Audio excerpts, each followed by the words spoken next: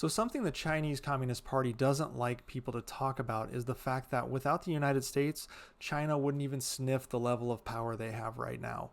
Throughout the Cold War and into the 21st century, several pivotal U.S. initiatives and policies have played a crucial role in facilitating China's rise as a global power. These actions have ranged from diplomatic moves to economic policies and technological transfers, each contributing significantly to China's development and integration into the global economy. In the early 1970s, the geopolitical landscape saw a transformative shift when President Nixon visited China in 1972. This historic visit marked the beginning of a strategic reunion between the United States and China, effectively ending decades of isolation for China. The normalization of diplomatic relations in 1979 under President Jimmy Carter formalized this new era of engagement, establishing a foundation for political and economic cooperation. Now, these diplomatic efforts were instrumental in integrating China into the international community and opening up avenues for trade and investment. One of the most significant milestones in U.S.-China relations was China's admission into the World Trade Organization in 2001. This was supported strongly by the U.S. It wouldn't have happened without the U.S., and this membership allowed China unprecedented access to global markets, leading to a surge in exports and foreign investment. Just before that, the U.S. granted China Most Favored Nation status and made it permanent in 2000, which reduced tariffs on Chinese goods and bolstered China's export-driven economic model. The bilateral trade between the U.S. and China saw exponential growth, with U.S. and Chinese businesses benefiting from lower production costs and Chinese companies gaining access to the vast American consumer market. This trade relationship not only facilitated China's economic expansion, but also integrated it deeply into the global supply chain. The U.S.-China trade relationship is one of the largest in the world, with bilateral trade amounting to hundreds of billions of dollars annually. The opening of China's financial markets was another area the U.S. helped out in. American financial institutions and investors played a key role in modernizing China's financial sector. This integration helped China tap into global capital markets, attract foreign investment, and implement financial reforms that were crucial for its economic development. Without access to global markets, particularly the massive U.S. consumer market, China's export-driven growth would have been stunted. According to the World Bank, China's GDP grew dramatically after they joined the WTO, with exports playing a critical role in this growth. The U.S. has been a significant source of foreign direct investment into China as well, and a lack of such investment would mean slower industrial development and technological advancement within China. The rapid economic growth fueled by foreign direct investment significantly increased their per capita income.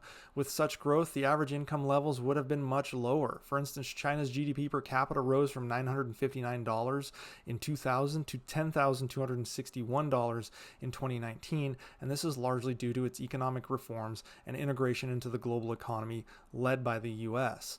Now, the influx of investment and the opening up of markets created numerous economic opportunities, pulling millions out of poverty. The World Bank highlights that China's poverty rate fell from 81% in 1981 to below 1% in 2015. Without U.S. support, this dramatic reduction in poverty would have been much, much slower and likely wouldn't have reached 1%. Now, beyond trade, the U.S. has significantly contributed to China's technological advancement. American companies invest heavily in China, bringing in capital, advanced technologies, and managerial expertise. These technology transfers were crucial for modernizing China's industrial base and enhancing its technological capabilities. Joint ventures and partnerships facilitated the flow of knowledge, enabling China to leapfrog in various high-tech sectors. Without these, China would have faced a significant technological gap. For instance, American companies like Intel and Microsoft have played a role in developing China's tech industry, despite the fact that China continues to steal technology and intellectual property from the United States to this day. Also, the U.S. has secured global shipping lanes. It's an export-driven economy in China, so this is critical, and the U.S. Navy's role in maintaining the security of global maritime routes has been indispensable for international trade. Key shipping lanes such as the South China Sea and the Strait of Malacca are crucial for China's trade, allowing the secure and efficient transport of goods. The stability provided by the U.S. in these regions ensured that China could engage in international trade with minimal disruptions, which significantly benefited their economy. On top of that, educational exchanges have also been a critical aspect of U.S.-China relations. Thousands of Chinese students have studied in the U.S., gaining access to world-class education and research opportunities. This influx of knowledge and skills back to China has had a profound impact on their human capital development, driving innovation and progress in various fields upon their return to China. And this again would not have happened if it wasn't for the US. Moreover, the presence of Chinese students in American universities played a vital role. Many of these students returned to China equipped with cutting-edge knowledge and expertise, which fueled China's scientific and technological advancements. The US has benefited here as well. According to the National Science Foundation's Science and Engineering Indicators report, we can gain insights into the stay rate of international students. The report indicates that a large percentage of Chinese PhD graduates in science and engineering fields remain in the US after graduation. According to the 2018 report, about 90% of Chinese PhD graduates in these fields were still living in the US 5 years after earning their degrees. Now, this is a form of US soft power. We bring students in from all over the world and we then re-export them back to their countries with robust US knowledge, and they bring that expertise to their country, yes, but they also form relationships, and this is something that China has benefited hugely from, as well as the US. So without US assistance, China's economic growth would be slower, its GDP and GDP per capita would be lower, and its global standing would be significantly reduced.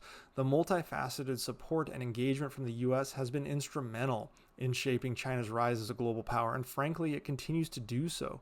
Unfortunately, technological advancements also play a role in military capabilities. Without access to advanced technologies and economic resources, China's military growth would be slower, and their standing as a global power is a direct reflection of US assistance in that realm as well. Now, China is very concerned about the US decoupling from them, but Xi is stuck between a rock and a hard place here. Either he liberalizes the CCP to gain the trust of his international investors, or he leans into more CCP control, securing his rule at the peril of his people. Just looking at the last few years, we can see Xi is choosing the latter more and more each day.